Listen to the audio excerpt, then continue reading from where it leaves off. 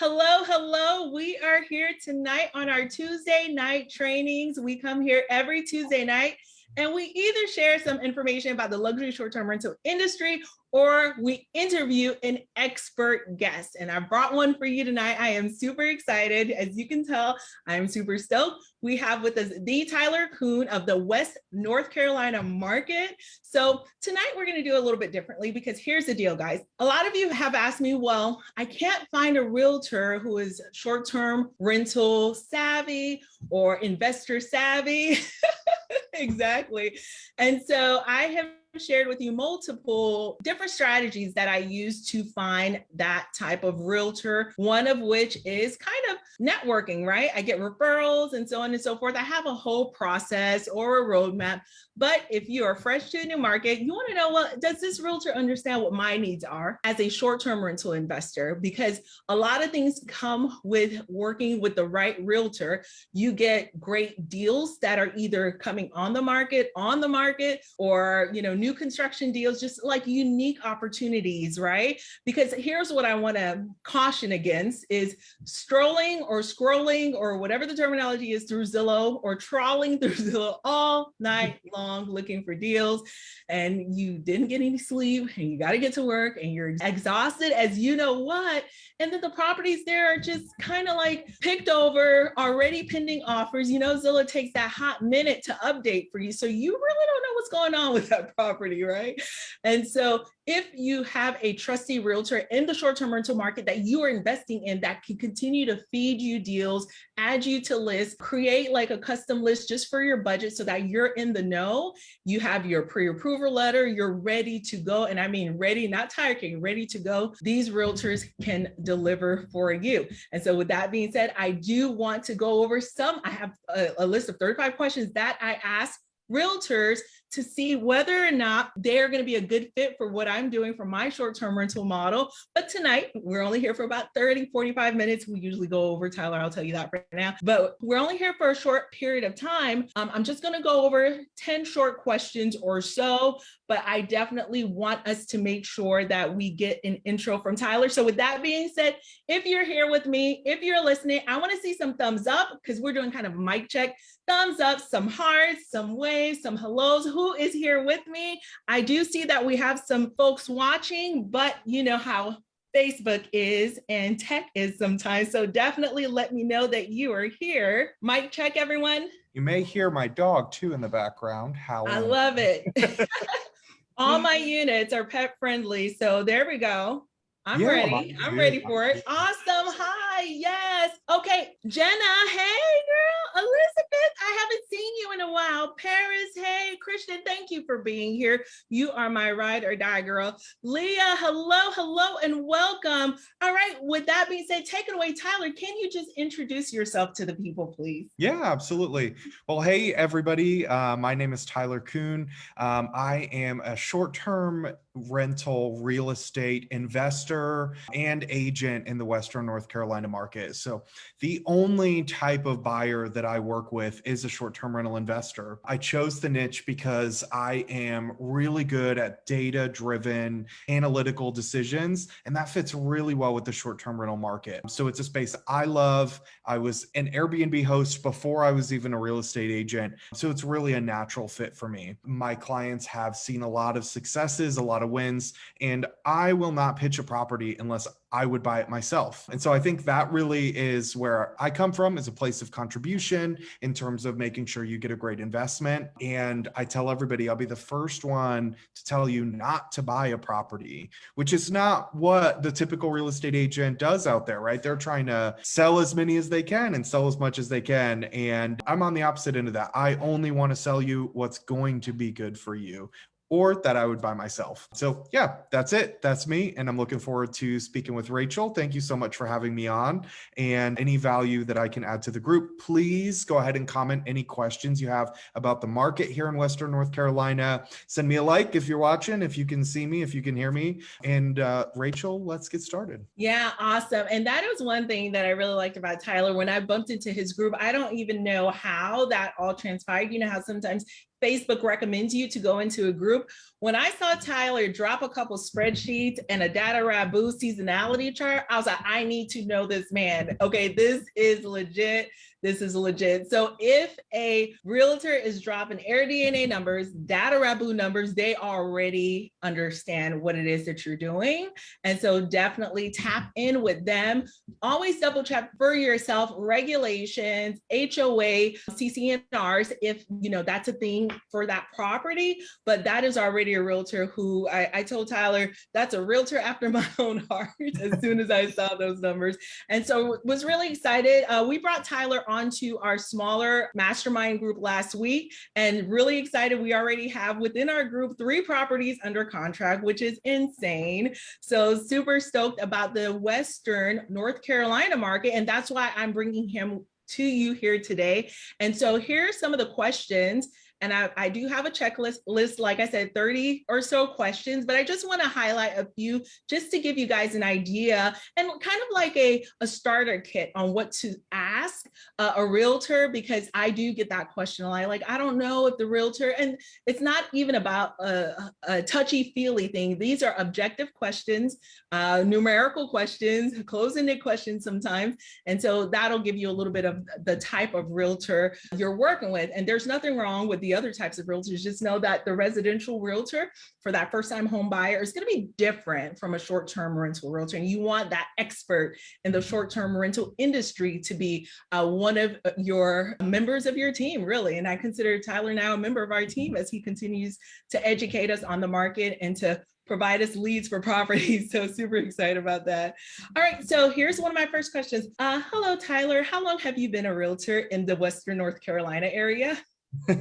So I actually probably do not have the most experience in this market. I've been a real estate agent for just over 3 years. So a lot of people might call that inexperienced, but I'm probably one of the hardest working agents out here. Not to put anybody else out there down or anything, but I put in the hours for sure. Awesome, awesome. So just guys understand that sometimes, it's not necessarily the number of years, but the number of transactions that are short-term rental related is really what I'm looking for. So the next question is, do you work with short-term rental investors?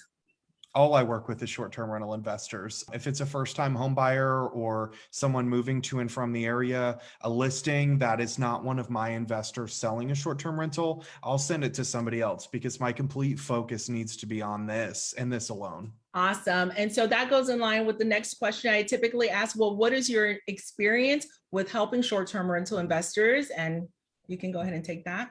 Yeah, so we deep dive with our clients. Not only am I going to find you the right investment or help you find the right investment, we're going to do a deep dive together into the revenue numbers.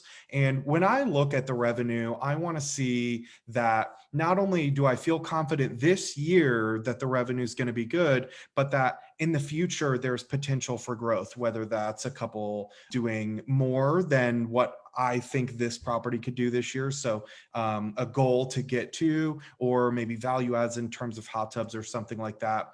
But outside of that, we also have a property management company. So it gives me particular insight into trends like average daily rates, occupancy rates, how to furnish an Airbnb, what type of things guests run into and complain about, and how we can really make this not just a real estate sale, but how can we turn this into a profitable, in the top percentile short-term rental. So from beginning to end, we're your partner in your short-term rental. Even if we're not buying in with you, we definitely take it 10 steps further than a normal real estate agent would, because we know exactly the path that you need to go on for success. A lot of times I learn from my clients as well. If they're more experienced hosts maybe than even I am, I'll learn from them, and it's a collaboration. And a lot of times we get the first-time investor or second-time investor, and they learn a lot with us too. Awesome. And I love the way you kind of transition from, if first-time home buyers looking to buy this,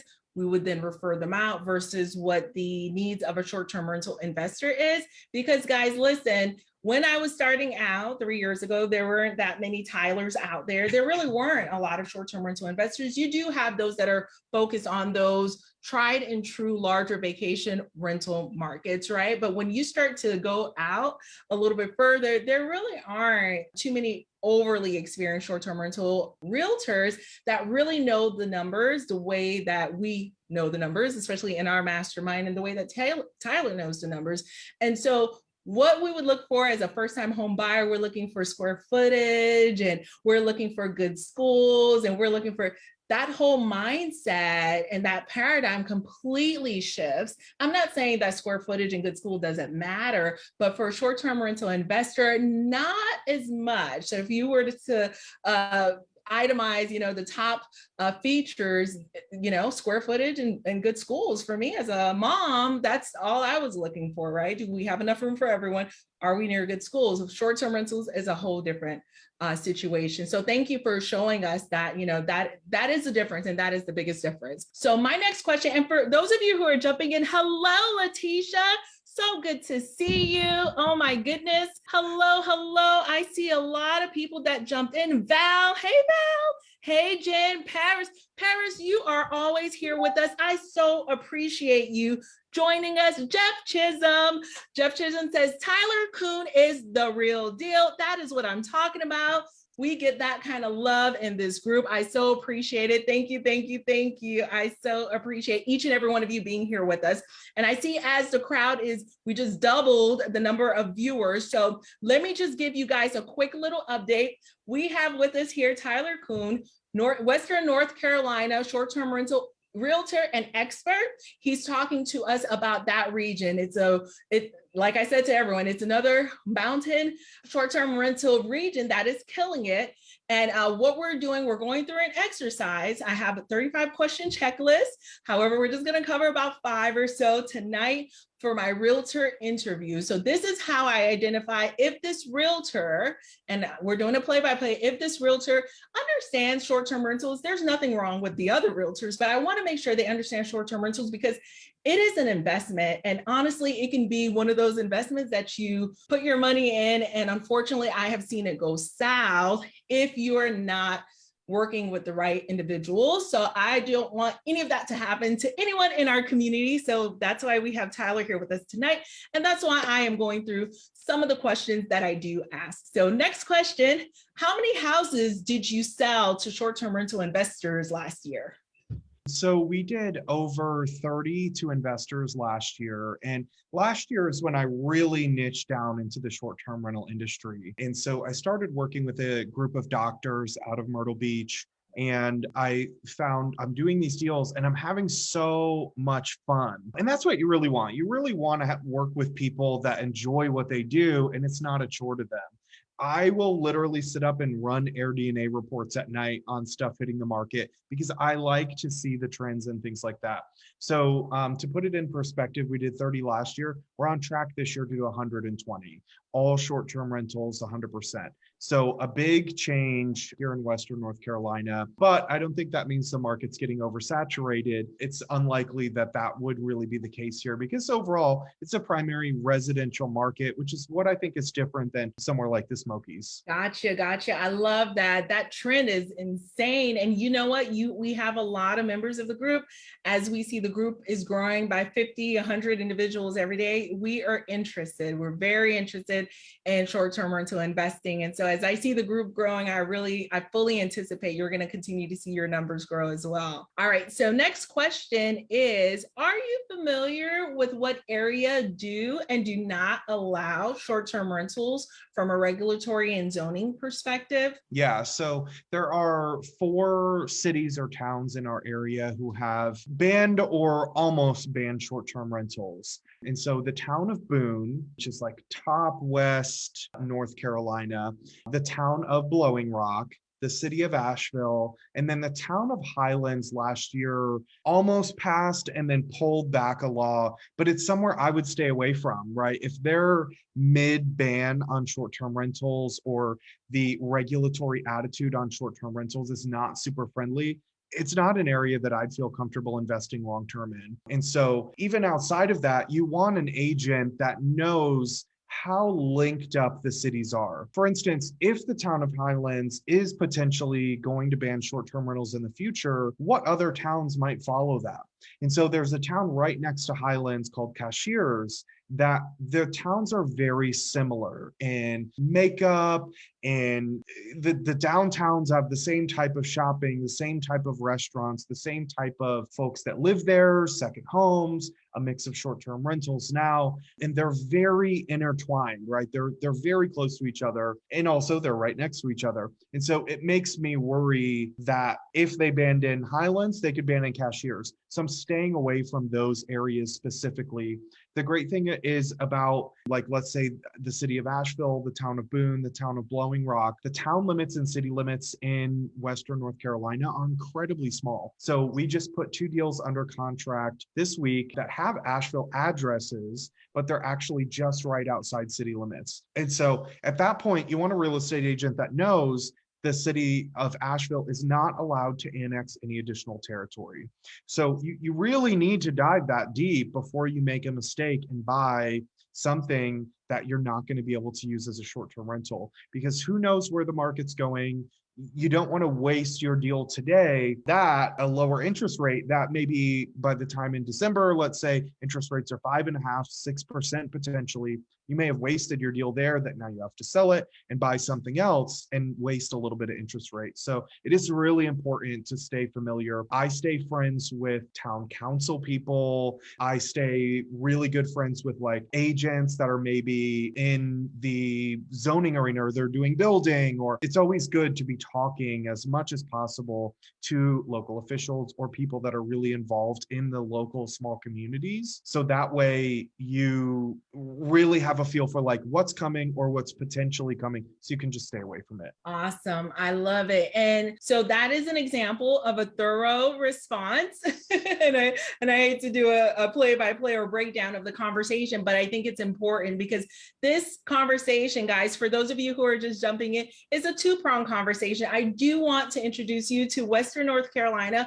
but simultaneously, I want you to understand what it looks like to work with a realtor who understands what short-term rentals are, what the regulations are, what is your future pacing for us, Tyler. You know, you're letting us in the future, this may happen, this may not happen. Let's steer clear of, you know, this potential roadblock that may occur in the future. And so you're right, some of these homes, you know, may be very cost effective, and we'll talk numbers in a moment, but some may be, you know, at the very top of our budget. The worst thing we can do in that situation is purchase a home that we then cannot short-term rent, and then, you know, then what? So again, I am here bringing this to you tonight because I am super passionate about you purchasing a short-term rental in a great area that you can utilize, that lifestyle asset that can also produce revenue for you and not be kind of like a roadblock. And so I am super excited for that. And I see, hey, Michelle, welcome, welcome. We have people just joining. They're still joining, and I love it. Tell your friends to pull up because it is on tonight. All right, so next question I have for you is, what about seasonality? Tell us a little bit about the seasons in Western North Carolina, because I may be from California, I may be from Texas. We have members who are from all over Kansas, you know? And so tell us a little bit about the seasons there. Yeah, so if you get closer, there's 2 separate areas that have a little bit of different seasons. So if you look anywhere west of Charlotte on a map, all the way to Virginia, Tennessee, Georgia, South Carolina borders, I cover all of it. It's 3 different MLSs, and we're actually moving into Blue Ridge, Georgia as well. But if you look at that map, the Boone, Banner Elk, Blowing Rock, Beach Mountain, Sugar Mountain area is about an hour and a half northeast of Asheville. That area up there has a strong 11-month season because they have 3 really great ski resorts up there. It's not Vail, it's not Breckenridge, but it's an easy drive up from Florida, from Alabama, from South Carolina in the winter to come explore and do some some winter sports. So that area up there in terms of seasonality, April to just about the beginning of May is really going to be your slowest time period. You should probably be looking to just cover costs in that month. That would be your goal, cover cost. Maybe you're at a 45, 50% occupancy. The great thing is after that, it picks back up. All through summer, obviously, is great. Fall here is amazing. The Blue Ridge Parkway goes all the way through our entire area, and it's one of the most visited national parks in the country. I think it was like 17 million travelers through the Blue Ridge Parkway last year. So huge tourist destination for fall when the leaves change. Winter, November, December are going to be a little bit slower until that area starts getting some snow. The great thing is you've got Thanksgiving, New Year's, Christmas, and all those holiday weeks where your rates should be double or triple, potentially even quadruple, that help bring those months to still being top revenue performers, a little bit lower occupancy. And then other than that, in that area, you should be good to go on occupancy. It's a strong 11-month season. Again, Banner Elk, Boone, Blowing Rock, Sugar Mountain, that area, slow April. If you get more towards Asheville or anywhere else, Western North Carolina, January to mid-February is going to be about your slowest. So that was pretty slow for us this year. It's about 45% occupancy overall. Again, a month where you want to cover all your costs so you're not losing money, but don't hope to make a ton in January alone. Mid-February is when it really picks back up, and then it's super strong through the rest of the year. I love it. And so that's really huge for me as well. We do have a cabin that's like all the way in the boonies in New York. And so it's extremely seasonal. It's a very like a passion project for my husband's family. And so you have just one season that you could really utilize it. The rest of the year, it's a ghost town. And so the 11 seasons, 11-month year is just insanely amazing. I absolutely love that. So next question, what are guests looking for in terms of amenities? What are guests looking for? I know in certain regions, so in our beach house in Florida, they're looking for just a pool. In the Poconos, it's a pool and a hot tub. What are guests looking for? So I'm going to answer this in a two-pronged approach. I want to talk about what's here now and what they're looking for now and what we're missing. So the Western North Carolina market right now, people want to come, they want a hot tub, they want a fire pit, they want outdoor living space. Folks that are coming here, they're not traveling to Gatlinburg for a reason. And it's because they don't like kitschy, they don't want to go wait in line for an hour and a half to ride one theme park ride. They don't want to ride go-karts 45 times. They come here to be outdoors, get into nature, see the beautiful mountain views, go on the river, go hiking, go biking, go whitewater rafting or ATVing. So you want to play into that traveler segment. They want to spend time outside. So you want to have a great outdoor area, hot tub, fire pit. Here's what I will tell you that we don't have that I think is huge room for improvement. I mean, Gatlinburg is like this market. In Orlando, I would say too, like they've got these themed Airbnbs and Gatlinburg has indoor pools and they've got movie theaters and game rooms. We are missing that in this market. And I like that for the new investor to this market because it shows a great path to how could we become the top percentile of Airbnb? How can we become the best vacation rental in the area? So especially things like game rooms, movie theaters, they hardly exist here. And so for investors coming in that maybe are experienced in those markets where there's themed Airbnbs or things like that, it could be a potential huge value add to come here and easily be able to see a way into a new segment here where, you know, you put a movie theater in Gatlinburg, it's like that's required to even be, you know, in the lower percentile, but here it would immediately put you in the higher percentile. So I don't want to just buy an Airbnb and hope that it's going to do the same great revenue every year. I want to see real growth potential. How could I improve upon this? Oh, I love that. I love that. So guys, there you have it. I am not going to belabor this. I know that we just got a few more viewers. So just so you know, we have Tyler Coon here from Western North Carolina. So appreciate you being here with us. We went through a list of my top questions that I ask realtors who are looking to help me acquire my next short-term rental investment. So although I'm not going to go through all 30 questions on my list, you have a good grasp of just kind of the building blocks on how to get started with that. And one thing I didn't ask, but Tyler, you had already answered, and I absolutely love, is your networking. The fact that you said that you network with other regulatory bodies, other realtors who are in that building and zoning specialization is so very important, because what it does is it puts your finger on the pulse of what's coming down the pike, which is oh so very important for investors to know, what is coming down a little bit later to make sure that we're investing correctly. So I love that. And the other thing that I love about realtors who are in the short-term rental industry who love to network, they oftentimes get the inside scoop on properties that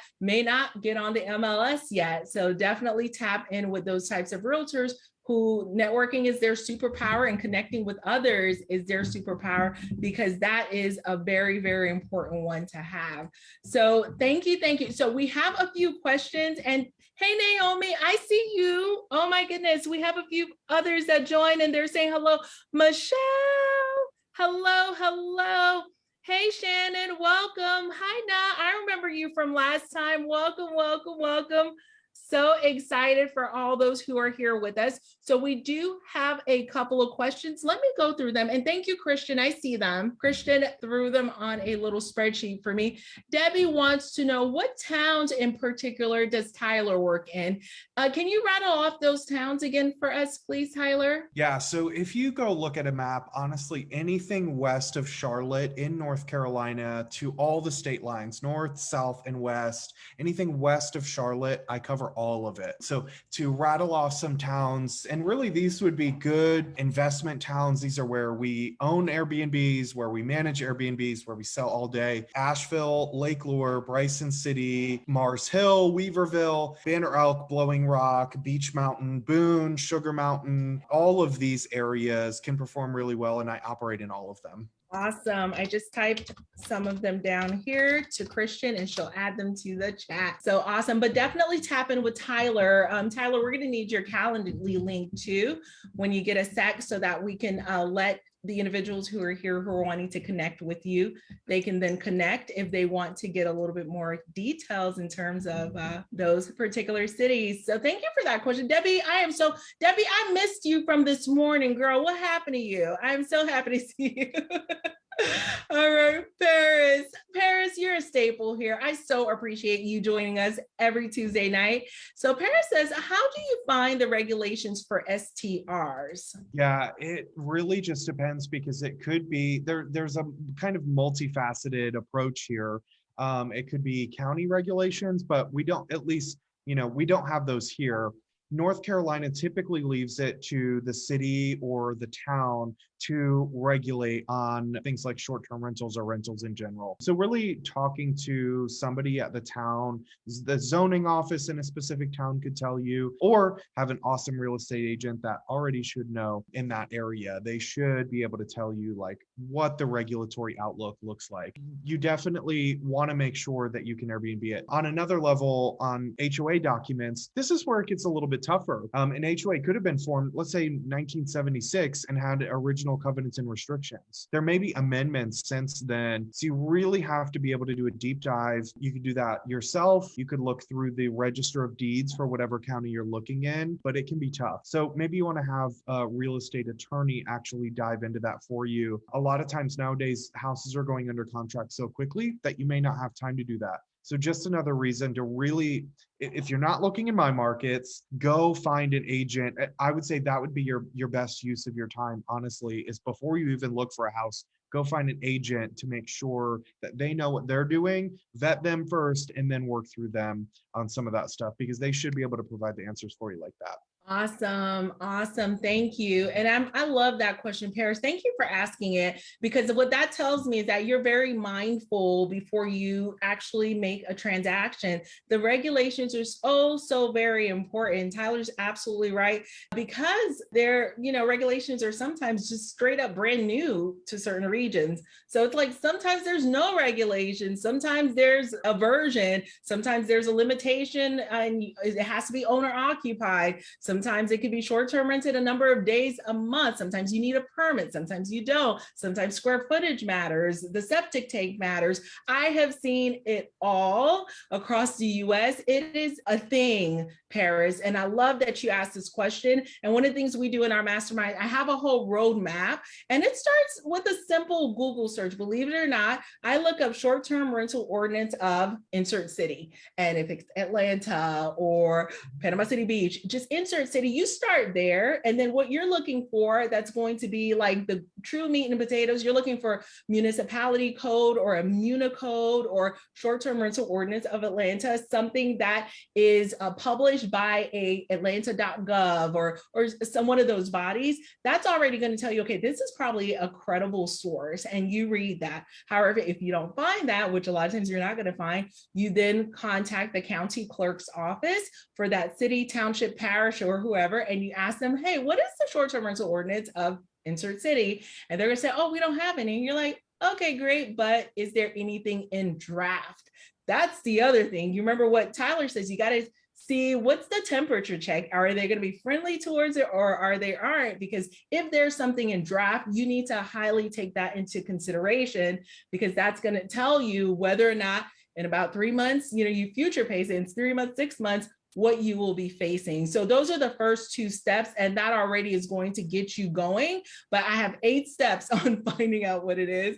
And some of it is a little bit like, I got to get a little tough, and I want to see everything in writing. So I would want them to email it to me in order for me to understand. And I'm glad you mentioned the CCNRs of an HOA, because after doing all that research, guys, if everything is copacetic, if the HOA says no, it's a no.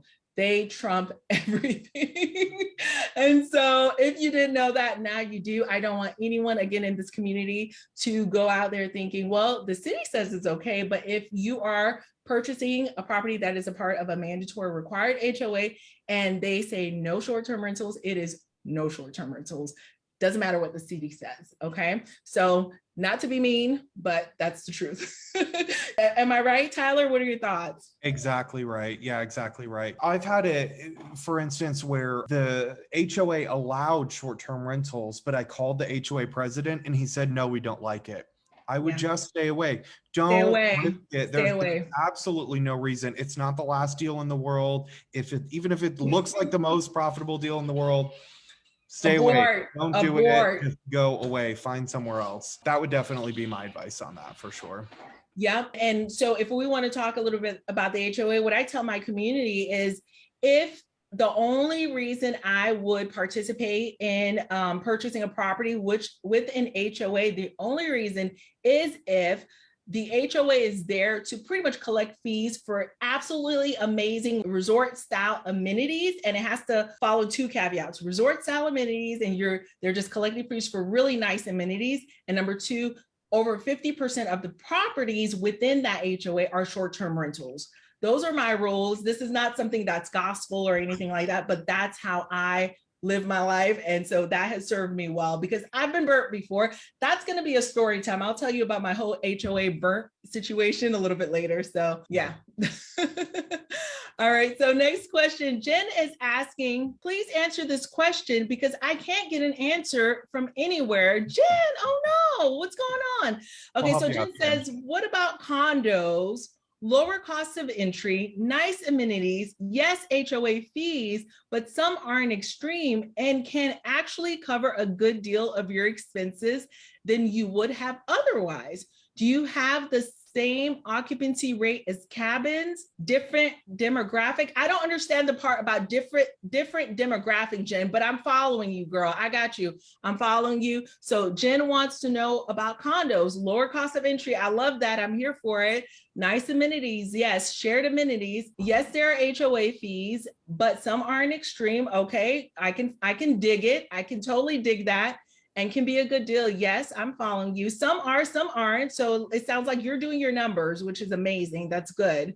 Do they have the same occupancy rate as cabins? That's Jen, you took me on a trip, Jen. But no, absolutely they can, right? It just depends on the market. Tyler, I'll let you take that. I don't know if your market has a lot of condos or that asset class, but I'll let you take that. Condos versus single family homes. My first piece of advice would be single family home if you've got the cash. It's going to appreciate better. It's going to have a better occupancy. Your average daily rates are going to rise. When you talk about something like a condo building, if it allows short-term rentals, there probably are a number of other short-term rentals in the same condo building. So then what you've got to do to make that work is you have to be the best unit in there. And even then, I think overall your returns are going to be less, but also it may fit a certain segment of investor that wants something that's a little bit more passive, or if it's an emotional purchase for them for some reason, like they always go to those condos every summer anyways, then it might make a little bit more sense. Overall, I don't do condos too often just for the simple fact that oversaturation, right? For instance, there's these condos in Sugar Mountain. It's 9 stories.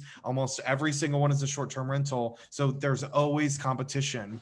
In the low season at lower occupancy rates on weekdays, what's going to happen? You're going to compete on price to be able to get occupancy in there. So I would personally, I don't invest in condos. It may be the right investment for some folks, but overall, I don't think it's the right investment for everyone. Yeah, that's a great perspective. Thank you for that, Tyler. So Jen went ahead and followed up. Thank you, Jen. Jen says a demographic question is like, do they attract couples? Do they attract families? Do they attract college kids?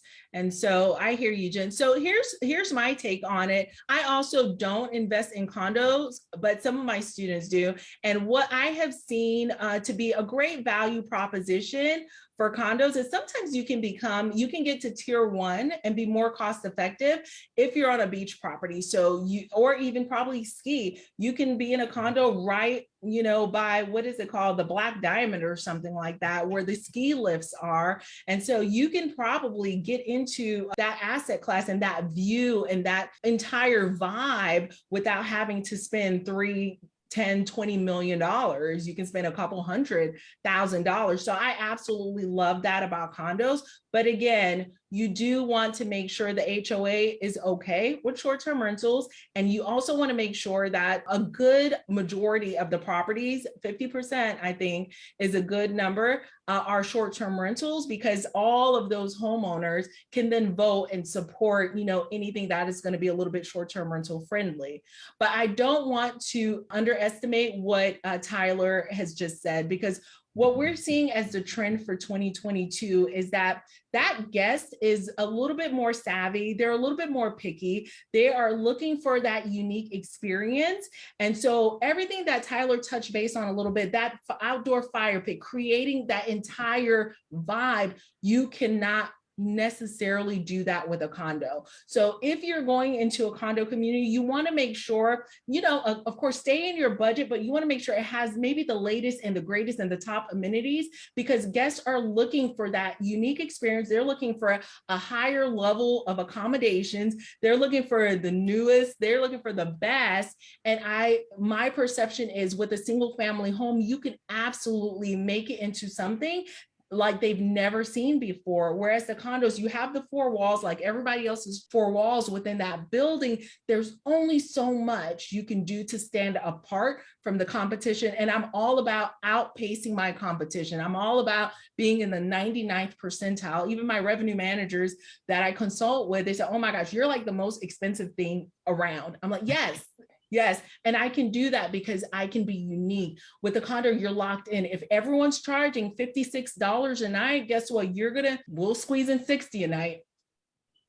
How do you, then set yourself apart from the rest of the market? So that entire building dictates, as far as what you can do. But when you're a single family home set apart, you wouldn't believe the shenanigans we can add to our properties to then, upsell, because we're catering to a certain clientele. So put that into perspective, Jen. If you could swing a single family, I would say, try to do a single family. If you can swing a condo, if that's what you can see, that is perfectly okay. But make sure that the amenities are the latest and greatest, and make sure that the HOA is STR friendly, and that most of the properties there are STRs. And that's my opinion. Again, consult with all the bodies, all the powers that be that you're supposed to consult with. I'm not a financial advisor. I'm not my attorney's probably like, she's saying too much. But I hope that helps. Oh, Elizabeth. So Elizabeth's getting down to nitty-gritty. I love you, Elizabeth. What a great question. She says, Elizabeth says, and this is such an important question. Everyone, come back to me if you're multitasking, because Elizabeth just cut to the chase. She says, what is the average price for cabins in your area? What can one expect to gross per year for a 3 or 4 bedroom cabin? Yeah. So what I always look for from a revenue standpoint is a 15% gross return on investment. And I know that that's not the most important number, but it's an easy number to get to, which is really important in this market because you've got to analyze a deal like that to be able to put it in offer and actually get something. So the gross return on investment in our area, the minimum that I want to feel confident a property can do in the first year is a 15% gross return on investment. So let's say it's $500,000. I want to see that the gross revenue for year one, I feel really confident in $75,000. But my overarching theme tonight, I think, is growth potential. There has to be some trigger for growth potential, whether that's it doesn't have a hot tub now and I can add one. It doesn't have a game room now, I can add one. Maybe I can open up the view. Maybe we're going to upgrade the kitchen, add a bedroom. Maybe it says it's going to do 75, but there are 2 properties within a mile doing 90. So I want to see room for growth potential. You can't do a 10% gross return on investment like what's happening in the Smokies right now because you have no room for margin of error. You can't have a slow month. We can't have another COVID variant where travel slows down for 2 months. You can't have a pipe burst. You can't go use the property yourself for a month if you want. You have to perform perfect all the time, and that's impossible. It's totally unrealistic. So the 15% gross return on investment, I find, leaves enough room for that margin for error. And that's why I never go below that. Even if a property is looking like 14.5, I just don't go there because your margin for error then would be down, maybe in the 12s, maybe in the 13s. You'd still make a little bit of money, but you'd have to do perfect all the time. And it will never go like that. So don't expect it to. This is the housing market. Things will go wrong. A pipe will burst. Your house may burn down. You have to be prepared. And I don't want to scare everybody. Rachel's like, whoa, Tyler. But No, let's talk about the truth. You're seeing the truth. I welcome that. Yes. Yeah, I mean, we put I closed with a client last year at the end of last year. He put a brand new roof on day 2, and that night a tree fell on it and smashed the whole roof in, and he had to put another roof on day 3. So things will go wrong. You have to be prepared for that in your budget and your numbers. So that's why you need some room for growth. You can't just have a property and say, okay, well, it's going to do 75, but all the other properties are doing 60. It can't be like that. You have to see other properties doing better. So there's a goal to achieve. How do we get there and do better even than those properties there? But it gives you some confidence to know that the potential is there. And to answer her original question, what is the price range? Because I operate on percentages, there's not a specific price range that's better than another. It could be a $300,000 property, which those are almost all gone. I don't see it too much anymore. 350 and 400, it could be a good starting point, but it's an uber competitive price point to be in right now. I have 2 clients that were in that price point over the last 2 months. We put in over 10 offers for each of them. Finally got both of them under contract, but it took a long time, and they lost out on a bunch of money in interest rates if they would have been able to get something a few months ago. So if you're in that price range right now, bid on everything you can. That makes a good deal. Like, make sure it's still a good deal, but try to get anything you can right now, because that price range, unfortunately, the inventory is just shrinking, and it's gonna be gone by summer. So yeah, to answer your question, it could be from 300,000, it could be 1.5 million. It just depends really on the deal, the house. Does it have views? Is it a huge house with huge occupancy? Does it come turnkey, fully furnished? The number that really matters more than purchase price, more than gross return on investment, is your cash on cash return. That's your net profit divided by your cash in. And you general investment rule of thumb right now is like more than 18%. There are properties out there, if you do them right, where you can approach 40 to 50%. And that means you make all your money back within 2 years that you put into a property, all of it. And then after that is pure profit. Super simple recipe for huge wealth building. And I'll add one more thing. I don't want to underplay the value of appreciation right now.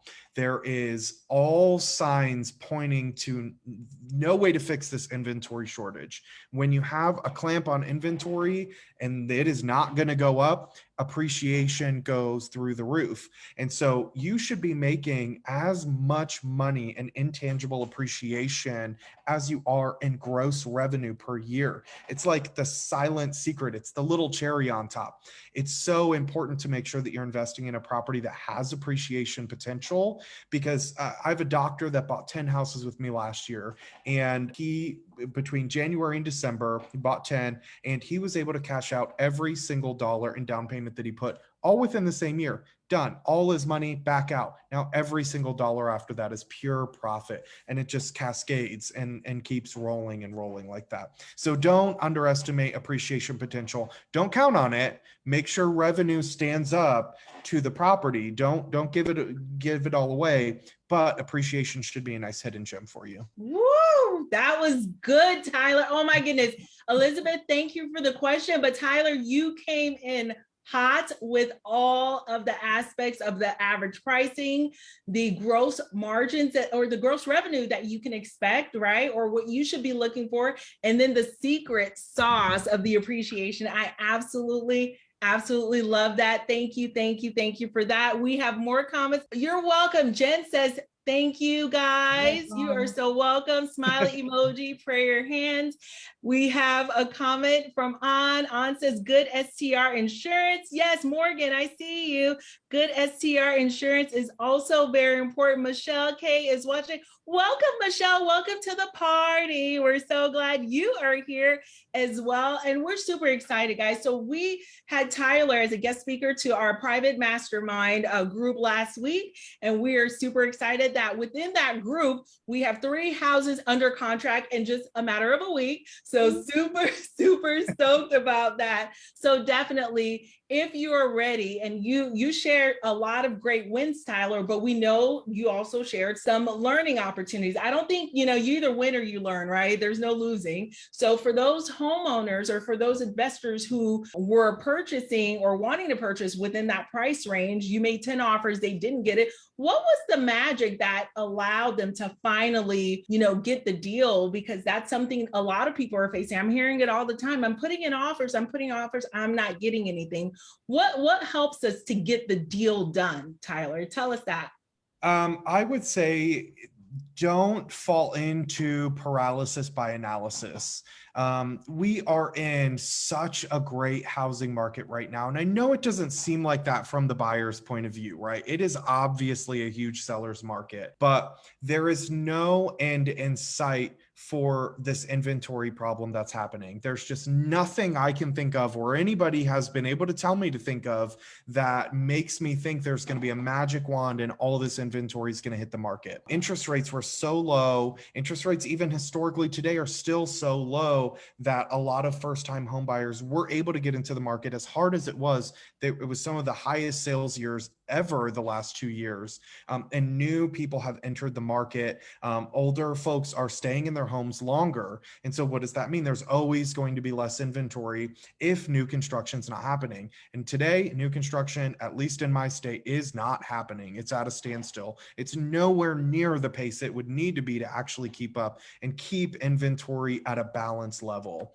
Builders are not just gonna, fall out of the sky. It's not gonna happen. There would have to be massive infrastructure spending in terms of new roads, internet being run, utilities being run, and that's a decades-long process. That is not going to happen this year, next year. That's a long process. So yeah, definitely in terms of winning an offer, don't get paralysis by analysis.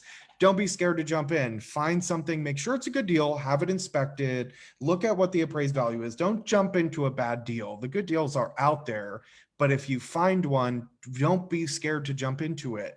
I find the ones that the people that put 2 or 3 offers in with me never get anything. And then they're mad, they're emotional about it. They fall off, they never get anything. They're losing intangible wealth right now every month that they didn't have something. They're losing appreciation and they're losing revenue that they don't have access to by not buying something. It's the ones I just had a client yesterday, Carter, who told me, he said, you know what? I'm not emotional about it. We'll just find the next one. And he's one of the ones that we finally just got under contract after like literally 10 offers. And it was his attitude about it. He was never upset. I was more upset than he was every time we lose. Damn, we lost another one. I'm so mad for Carter. And like, he's like, well, whatever, finds one tomorrow, puts an offer in on it, doesn't get upset, just keeps trying, and finally got one. So, the best time to buy was yesterday. The second best time is today. The third best time is tomorrow. So, don't look into the past. Don't be scared of how values have risen over the past few years. I feel, and I'm speaking for myself here, I'm not a financial advisor, blah, blah, blah, all the blurb. I don't see how values drop. I just don't see it happening in the future. And so if you're waiting for the real estate market to crash so you can pick up all the deals out there, just consider, what would the trigger for that be? People will always need a place to live. It's not like housing prices have gone up and rents haven't gone up. Rents in my area are $1,000 a month more than they were 2 years ago. So if rents have gone up and housing prices have gone up, people still are going to need places to live. So even if we go into a small economic downturn, if the stock market struggles, that's not going to affect the housing market to a large extent. It may be a slowdown of appreciation, but appreciation is at record highs right now. We have room for that. And so don't be afraid. Don't be scared. Buy something, buy anything right now. I love it. And I love the little pointer on mindset too, Tyler. Just go into it unemotionally. And I know a lot of you, come back to me if you're multitasking, because this is so important. A lot of us, if we don't get the deal, we're like, and then it's this spiraling, and we're gonna, just kind of become boneless and just lie on the ground, and we're upset. And I've seen it even in our membership, but I love that. Let's go to the next one. So there's a whole mindset shift that we need to make during this time. This is unprecedented, I would say, right? And so I put in offers. I put in an offer the other day. I put in offers every other day, and I'm over it now, because as you invest, after you've done 18 like we have, it's like offer here, offer, everyone gets an offer, I'm putting in an offer. We'll see what sticks. But the mindset, I love that you honed in on that. As an investor, this is no longer your first time, home buyer situation. We're not going to be lovey-dovey about anything. Get in there, put in an offer. You get it, you don't, put in your next, put in your next, put in your next, as long as it's a great deal. I absolutely love this talk on mindset, because that's very important. So thank you so much, Tyler. Let me see if there are any other additional questions. Oh, we're getting a lot of comments here. Hi, Katie. I'm so happy to see you. How you doing, girl? All right, so we're getting just gratitude and thank yous. Guys, thank you so much for joining us tonight. Definitely stay in touch.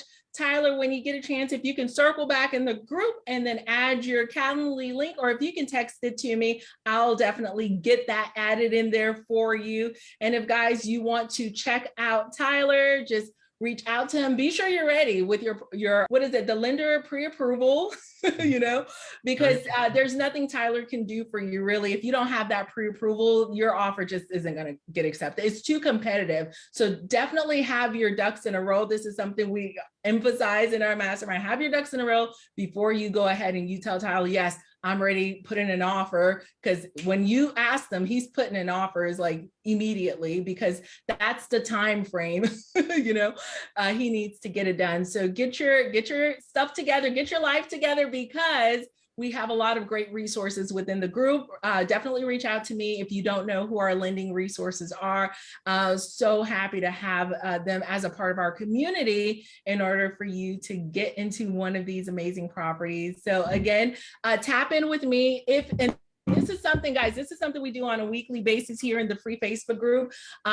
Today, I went over about 5 or 6 of the questions that I ask realtors when I'm breaking into a new market. I have no referrals, no nothing. I want to know if this realtor is going to be a good fit. I only went over 5 or 6, but behind in our masterminds, if you want to take a peek under the hood, I have 36 questions that I actually ask, and we go in deep to make sure that this is a realtor that we can work with who understands our needs, and then it's a relationship. This is a realtor you may end up working with for the next 10 years or so. So you want to kind of foster those relationships with those realtors within those different markets that you are interested in. So tap in. If you want more information about the mastermind, definitely mention STR in the comments below. I will have someone on our team get in touch with you to get you plugged in, see if you're a good fit. We're really protective about our community to make sure that we can help you and make sure that you're a good fit with the culture. So definitely mention STR in the comments below. We will get you connected, locked and loaded, and otherwise, so appreciate you all being here tonight. Tyler, I'm going to hand it to you. Any final words before we wrap up for tonight?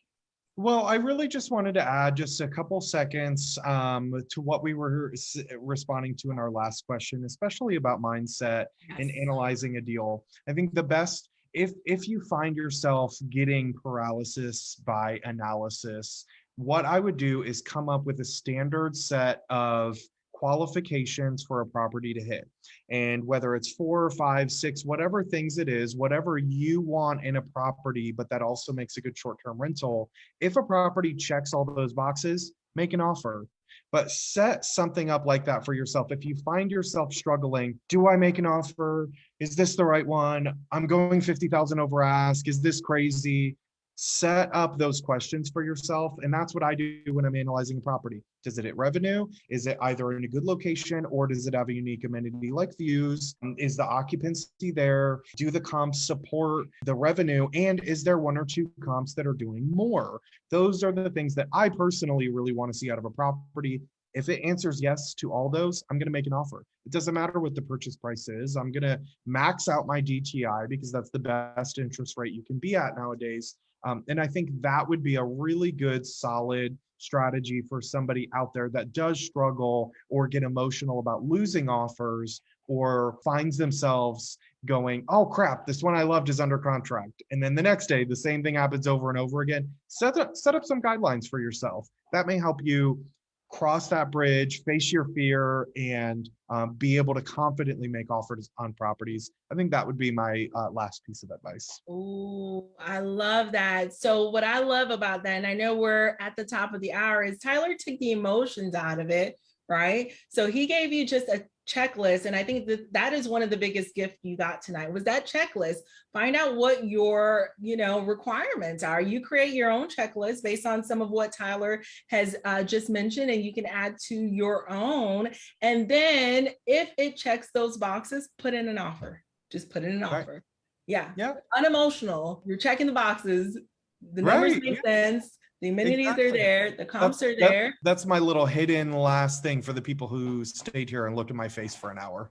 Yes. And all the people sitting in the back, I hope you were paying attention, because that was so good. And that was such a huge gift. Tyler, I cannot thank you enough for joining us tonight. Oh my goodness. This has been so impactful. So much. And if you guys are if you guys found that you gained some value from listening to us speak tonight, from Tyler and all his share, please write value in the comments below so that we know that it is something that benefited you tonight, so that we can continue to bring this type of content. Because guess what, guys? I'm not doing this just for me. I want it to benefit you, and I want to make sure that you're getting value from this type of training and from this type of expert interview and share. So jot down value below, because I really feel like you shared a lot of value. So thank you, Tyler.